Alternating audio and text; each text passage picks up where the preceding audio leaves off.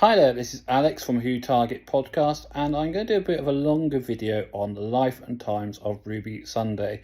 So we start this episode with seeing the TARDIS sort of escape into the unit tower building. We get to meet all the old unit characters. We've got Rose, Donna's daughter there, which is great.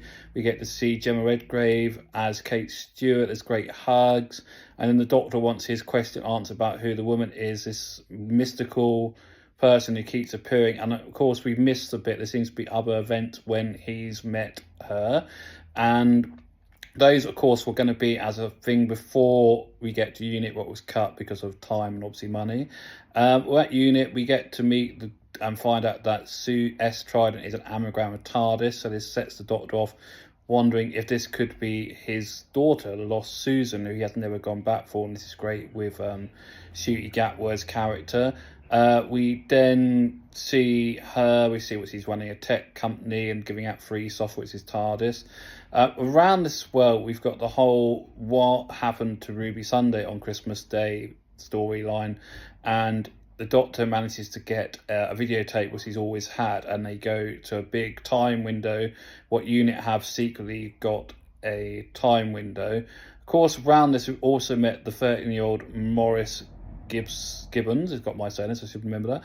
And of course, he's interesting. I like him a lot, but I just don't know why. But I'm not a big fan of Lenny in this. I thought he was good in the Space Babies episode as the voice of the Space Babies.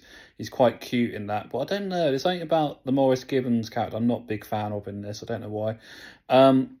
So we then get the time window stuff. We get also bits with Clara Sunday, Ruby's mum. They go to her house and get the videotape. But why we're there, another question that wasn't answered, I hope gets answered in Empire of Death, is why is Mrs. Flood, Anita Dobson's great character, very interested in looking after Cherry Sunday, Ruby's grandmother? And we see this great bit where she turns around and says he is not waiting any longer. So she obviously knows the great villain at the end. So I won't spoil what you probably all know, so I can say it's Sutekh. So is she working with Sutekh? Who knows? I'm really hoping that's answered this week in the episode. So I think she's either, my theory on Mrs. Flood is that she's either one of the Harbinger mentioned what there is a mother of the family, and I reckon that might be the mother. She might be the main big female villain. We'll hopefully find out this week. So the tape goes back to unit headquarters. We're in the time window, and we manage to see the church on Ruby Road at midnight on Christmas Eve, and we get to see the mysterious person. Well, nobody can see the mysterious person. I still have this feeling that the mysterious hooded woman pointing at the Doctor is the Doctor. I think there's something tiny-whiny going to happen in Empire of Death, personally. That's my feelings. I don't think it is Ruby's mother, basically. Or I think it might be Monday from Boom coming back to help, because as we know, he's going to be part of next season. The actress father is going to be the new companion. So that's a couple of theories there.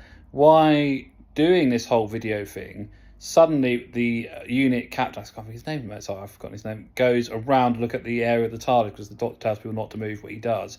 And suddenly this really scary voice, and it freaked me out at gone midnight. And I thought it was the Beast from the Beast Beyond, because it was Gabriel Wolf's amazing voice. And I apologise, I said he was dead in the shorter version, but I didn't know. But the amazing voice actor is 91 and is still going as strong as ever, which is amazing. And yeah, so we hear this Beast from Beyond, and then at the end of that, the captain is basically dead. He's been basically like Sutekh used to. He's been dusted to death, basically. And then there's another mystery, because Kate Stewart asked all these different teams to come in, and who is Cyclops 1? Who is these other unit people he's getting involved with? Maybe that's where the spin-offs are involved, but apparently coming. So yeah, another thing there. Then we carry on, and the Doctor gets over to Mel, because Mel's been working the Great Bonnie Langford as a unit spy for Susan T. But when he meets Susan Triad, he then works out, well, the actual anagram is not TARDIS, it's Sutekh, as in Sutekh, the bringer and goddess of death. We then find out that the person running the archives, I can't say archetype, no, archives, I want to say, sorry about Archive at Unit is a harmonger and a bringer of the gods, and then we find out, and this is really scary bit, we get these beautiful changes. There's an absolute fantastic cinematography, and you're going to be very lucky if you get to see it on the big screen on Friday and the Saturday. Unfortunately, it's not in Exeter. I can't find it in Exeter. I would have been otherwise. But there's these great bits when you finally see this ginormous jackaled head dog, and it is Sutek, and that amazing voice from Gabriel Wolf sent shivers down my skin. And then we're at the end. We don't know what's going to happen. The Susan Triad character has turned into an amnesty of death of Sutek, and we don't know where this is going to go, because that's where To Be Continued kicked in, and we'll probably find out in Empire Death tonight what's happened.